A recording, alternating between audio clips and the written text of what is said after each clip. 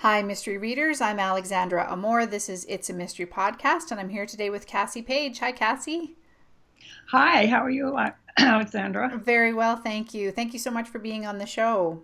Oh, it's my pleasure. Let me just give our listeners a bit of an introduction to you. Cassie Page is a writer living in San Francisco. She has published more than 50 books, including hardbacks and paperbacks, but most of her work is available as ebooks. She's written in several genres, but focuses on her favorite, cozy mysteries, and that's why she's here with us today. She has two series, the Darling Valley Cozy Mysteries, set in the fictional upscale town of Darling Valley in Marin County, and the Tuesday Tea Leaves Cozy Mysteries, the second of which is due later this year, 2017, and is set in Hollywood. Apart from writing, Cassie loves the food scene in San Francisco, especially the one taking place in her kitchen, where she loves cooking and researching recipes. This blows me away. Her cookbook collection numbers over 500, so I might have to ask you a little bit about that. So why don't you start by telling us a little bit about Olivia Granville and her world in Darling Valley. Well, Olivia M. Granville, OMG for OMG. short. She is a creation, sort of my alter ego. When I decided to write cozy mysteries, and I was looking at the various characters that were populating that world, there were so many food cozies, and food cozies would seem like a natural for me because my background is in food. I have written many cookbooks. I've had a cooking school, caterer. My very first cookbook many, many years ago, my very first book was a cookbook. And I have a great love of cooking and food. As you said, I have collected in my life well over 500 cookbooks. But it just seems like there were so many food, culinary, cozy mysteries, and I wanted to do something different. And another love of mine is decorating and antiques and the decorative arts, which, if you can get a little bit of a glimpse of my living room here, it shows. So I thought I would create a character who liked the decorative arts. So Olivia became an interior decorator and architect and a love of antiques. So I picked a town in Marin County, which is outside of San Francisco, in the Bay Area, San Anselmo, excuse me, which is considered the antique capital of Northern California. It has something like 65 antique shops, and I have put down a good bit of cash there. So that was the idea for the town of Darling Valley. And Darling came from, I know it seems very cutesy, but I had been on a trip to South Africa to visit a very dear friend of mine. And she was living at the time outside of Cape Town in a town called Darling, which I thought, oh, that's a little cutesy. Well, it turned out that Darling was named after Captain Darling, who was a sea captain who I guess traveled up and down the west coast of South Africa. And he founded the town of Darling, which is in the wine country. And I had such a wonderful time visiting my friend and visiting South Africa that I made my fictional town Darling Valley. And in the actual history of San Francisco Bay Area, we had, during the gold rush, an egg war because there was an influx of gold miners coming, and there was no food because before the gold rush, San Francisco had like 1,000 people, and there was no food to feed all of these gold miners. All of a sudden we had like 40,000 people. And they're the Farallon Islands off the coast of San Francisco, about 20 miles. And they had millions of birds. So these sea captains would go out and steal the eggs. And they had egg wars. I mean, they actually have a cannon out there. So I made my Captain Darling one of the fictional egg captains who stole the eggs. And that history, I like to put a little bit of history. So that's where my Darling Valley came from. It was inspired by the Captain Darling and the egg wars. So she says she escaped from Los Angeles after a failed love affair. And she found this very picturesque Darling Valley, and she set up shop. And Darling Valley is the retreat of the billionaires from Silicon Valley, which is and they're the techpreneurs in San Francisco. And I decided that the Wall Street Journal would call Darling Valley the Billionaire's Hollow, because it was filled with billionaires who were building these enormous mansions, and Olivia decided she would renovate them and she would make a killing. But then she decided all of these dead bodies were showing up, real killings, and she was going to have to, people were blaming her for these dead bodies. Oh, And okay. in the course of having to exonerate herself and save her business, she met this very hunky detective in town. And so there's a little bit of a romance in each of the mysteries, and this relationship develops with each of the mystery. And when she was in Los Angeles, she developed a best friend whose name is Tuesday. And Olivia is a little bit buttoned up. She's very well dressed, and she's a little bit corporate, and so she fits in with all of the billionaires and the society people in Darling Valley. And I decided she needed a friend who was the exact opposite. So Tuesday is a breath of fresh air in these stories. She is a bit of a wild character. She reads tea leaves. She likes the occult. She always comes with a different color hair, and she has very bizarre clothes, and she's a little bit of an embarrassment to Olivia, except that they are sisters under the skin, and they absolutely adore one another. So Tuesday always happens to visit just on the eve of one of these murders, and they solve these murders themselves together. And Tuesday became so popular with the readers that I developed a series as a spinoff. Yes, yeah, and we'll talk about that in just a minute. So tell us a bit more about Olivia's love interest, this detective. Well, the detective, I like to go off the beaten track a little bit. So the detective's name is Matt, and that's short for Gurmeet Richards. And Gurmeet is a Punjabi Indian.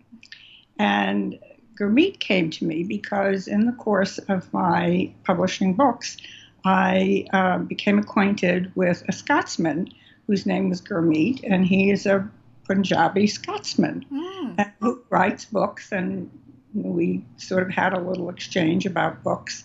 And I thought it was interesting that here he was a Scotsman, but his heritage was Punjabi Indian, and we talked about food, and so that was intriguing to me. So I decided that my hunky detective was going to have a beautiful Punjabi mother, and a very straight-laced English father, and that he was going to be Harvard educated. His father was very wealthy, but Matt didn't want to go down that road, so he wanted to be in law enforcement, and he ended up in Darling Valley. And so he's a bit of an oddball in the community, in that he has this mother who's not at all happy that Olivia is on the scene and it's looking serious, and she's not going to have Punjabi grandchildren. She has to get used to the fact that she's going to have Olivia probably giving her American grandbabies. And so that's one of the themes that develops. And I've really enjoyed looking into Matt's background as having an English father who went to India and met his wife, and he went to the London School of Economics, and they ended up in America and raised their family. And Matt has a sister, Tasmania, who's very beautiful, and she traveled to Darling Valley with him, and Tasmania and Olivia have become friends, so they have their little family group there. And in the most recent mystery, A Second Code of Murder, Olivia is about to meet Matt's family for the first time, and she has everything set so that she'll make a good impression on Matt's mother. And of course, everything falls apart when there's another mother and another murder, and all of the plans fall apart, and Olivia is thrown into a tizzy again, and Tuesday shows up in another outlandish costume, and they sound like such a colorful collection of characters, and you obviously are very fond of them. They seem to be very real to you, and they've all got backgrounds. Is that kind of character development one of the things you enjoy about writing? Well, yes, I have. I get very, as I said earlier, I don't just write cozy mysteries, although I'm become very attached to them. I started out writing literary novels. I have a collection of Irish history and some short stories, and I always get very attached to my characters. And when I first started writing cozy mysteries, it was a surprise to me because I hadn't thought of myself as a mystery writer, and I did it sort of as a lark. Someone had suggested it to me. And then I found that I was taking these people very seriously. And there's an element of humor and lightheartedness in many cozy mysteries, not all. But a cozy mystery differs from a serious mystery or a dark mystery in that there's no blood and gore. All of the murders and crimes take place. I've got to turn off my phone here. I'm sorry about that. No It takes problem. place off scene, and it's really solving a puzzle. Who did Yes, it? right. And so that became intriguing to me, how I could set up a murder and then kind of fool the reader and until the very end. And sometimes fooling myself, I would set up this murder and then I had to figure out who did it. And I always, sometimes I come to the end of the book having to figure out, well, who did it? I would have all of these red herrings. And that became interesting to me. But I found myself getting really interested in these characters. And the writing of the book has become much more serious to me than I expected. Wow. So they're kind of close to your heart now.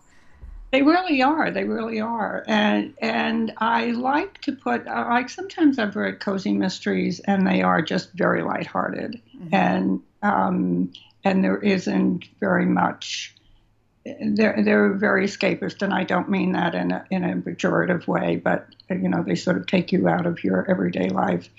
I have kind of a serious streak to me, although I very much like to laugh and have a good time. But I like to put something that's a little bit meaty in between the lines, and so there's a little bit of history in each of my books, and so I enjoy that as well. I've put Northern California has a lot of Native American history, a lot of archaeological history. I mean, the history of Northern California goes back 30,000 years. There have been artifacts, and in one of my mysteries, a body is dug up, and it's connected to native lands, and so I've put a little bit of that in it. I have body is discovered in a jewelry store, and so I start researching jewels, which was fascinating to me, and finding things on the dark web. And so it doesn't get too dark or too heavy, but put a little bit of something interesting, a little bit of information to chew on for the readers, and people seem to like that too. Yes, yeah. One of the things I noticed in your reviews, well, there were a couple things, but one was specifically about the characters and how much people appreciated them, and we'll get on to the Tuesday mysteries in a second, but they mentioned, how much they appreciated the detective in that series, who is a woman. And then the other thing that people mentioned was I guess just like you mentioned, that there was, a little bit of substance. It's not just fluff. And I'm sure that your readers really appreciate you weaving those kinds of things through there. Does Cassie have, I'm trying to picture 500 cookbooks that you have. Does she have any interest at all in cooking? There's I can't help but put food in my book. I thought so. She doesn't do any cooking herself, but they go there. There is a restaurant in town, Hugo's, and they always end up at Hugo's with some wonderful meal. So there's always food, even though so far I haven't had any of the characters do any. She does do a little bit of cooking because she likes to cook, but I haven't had that as a focus. No. I do have. There are a couple of places because Darling Valley is modeled on an actual town in Marin that has some wonderful restaurants and shops. Another fictional place is the Salted Caramel, which is a pastry and coffee shop, and they have this one. And when Olivia and Tuesday are together, they love to eat, and so this pastry shop has fabulous hot fudge sundae. And they have this hot fudge sauce, and that's actually a little inducement to my readers that I offer that recipe to them if they would like to ask for it. And that's actually one of my recipes, which is sauce. And so they do cook something in the most recent book. I have her doing an omelet, and it's really fantastic omelet. So it's a lot of food. Yes, yeah. I saw that that offer for the salted caramel cafe hot fudge sauce, and so we can we can tell readers they can get that if they sign up for your newsletter list at CassiePage.com. Yeah. So let's talk then a little bit about the Tuesday Tea Leaves mysteries. So Tuesday, I gather, lives in LA. She lives in LA. Okay. And she's got her foot in the movie business. And she does not want to be an actress, but she's very interested in the world of the occult. So she reads tea leaves. And she's interested in things like psychics and doing pendulums. And in the book that I'm working on now, she's just decided she's going to try and interpret dreams and that sort of thing. And she does it. The things that I say about reading tea leaves and doing a pendulum or any of that, I don't write it as though it's absolute fact because I don't know that any of these things are fact, but I do research it, and I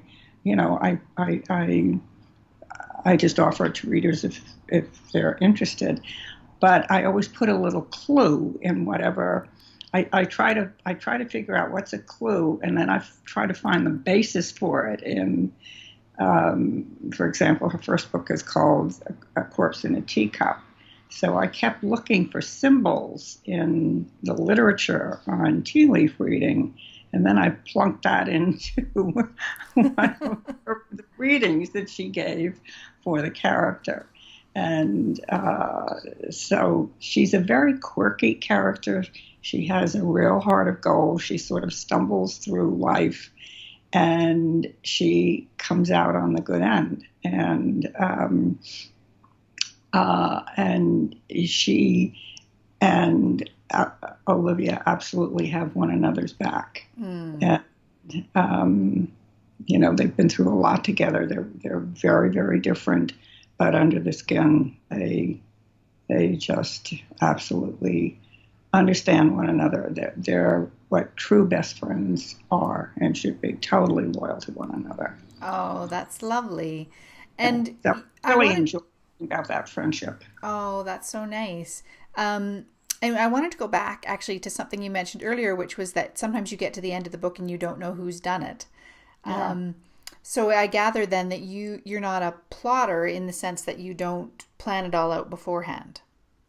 I do a little bit of each. I've often said I'm not an outliner, I'm not a plotter, but I'm not sure that's completely true. I don't start out I don't work out a complete outline before I start writing, which many writers do, Mm-hmm.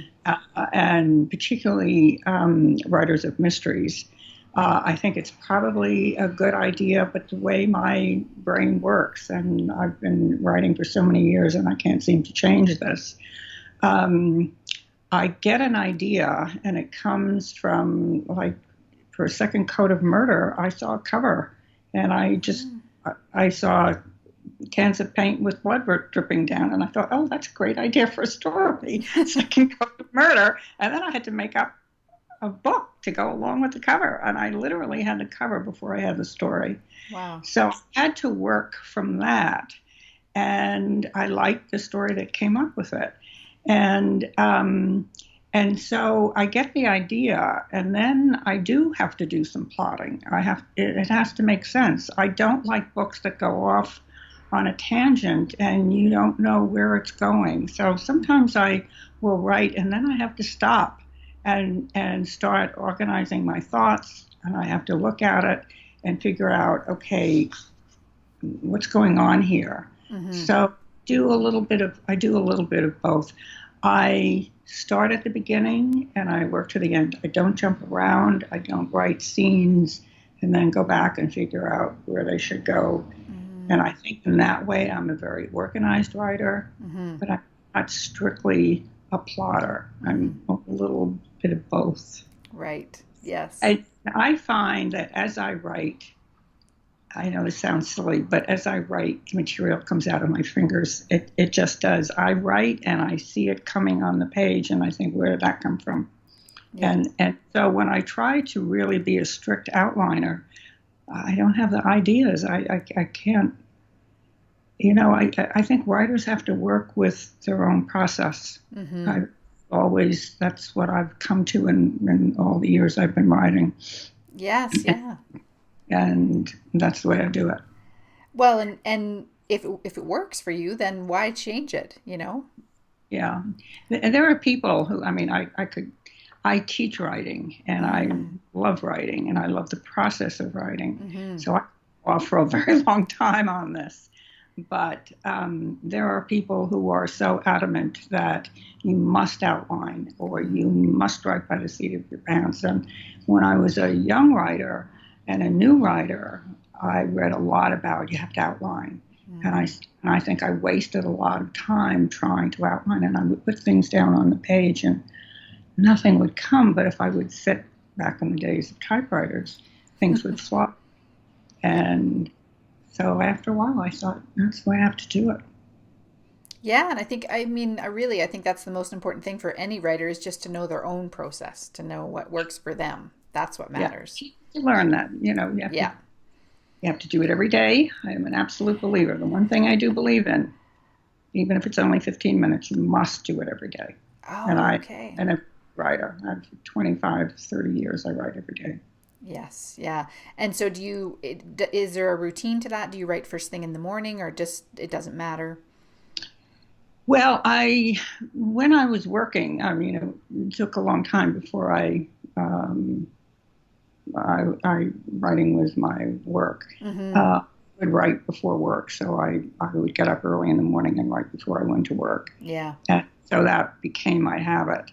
And but I'm fortunate that I can pretty much sit down any time of the day and think. But I think it's because I've trained myself. I've trained my brain, my neurons, my subconscious. I'm not sure, and I think that comes from a daily practice.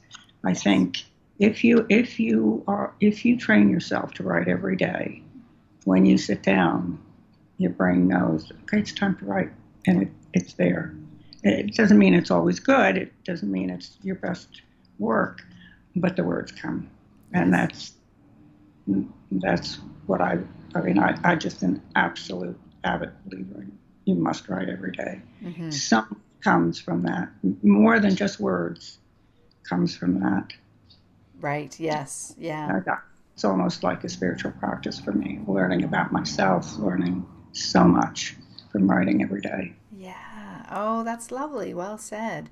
And I heard an interesting quote today from Matthew Weiner, who wrote and created Mad Men, the TV show. Yeah, I know who he is. Yeah, and it was someone else actually who had worked with him, a producer, and she was saying that he now looks back at the show and says, who wrote that? Because he doesn't remember large pieces of it, and it just came from that kind of magical place that you're talking about. Yes, you do go, and writers say this. I mean, you go someplace else and comes forward. Yes. Yeah. Yeah, exactly. So I think a little bit ago you mentioned you're working on one of the Tuesday Tea Leaf mysteries now. Is that right? Yes. Yeah. And that will be out later this year, 2017. Yes, I'm hoping for the summer. Yes. Okay.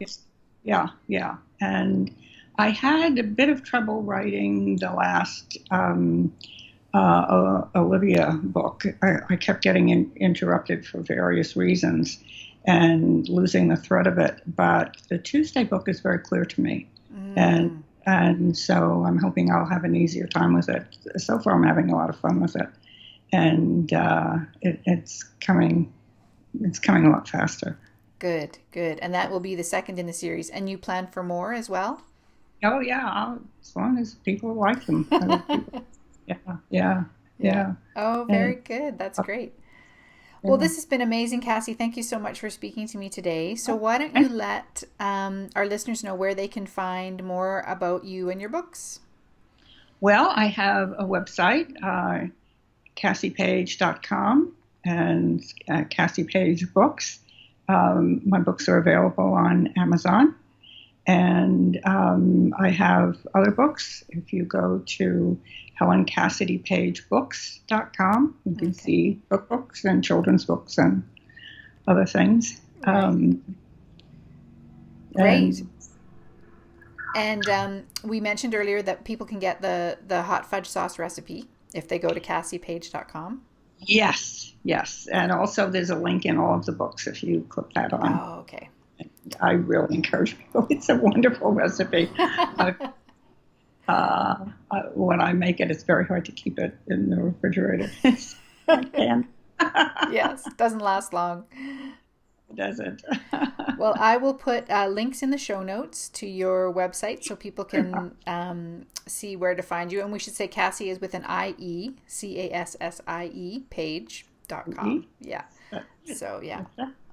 I'll put some links in there. Well, thank you again so much for being here with me today. My pleasure. Thank you so much. Bye-bye. Bye-bye.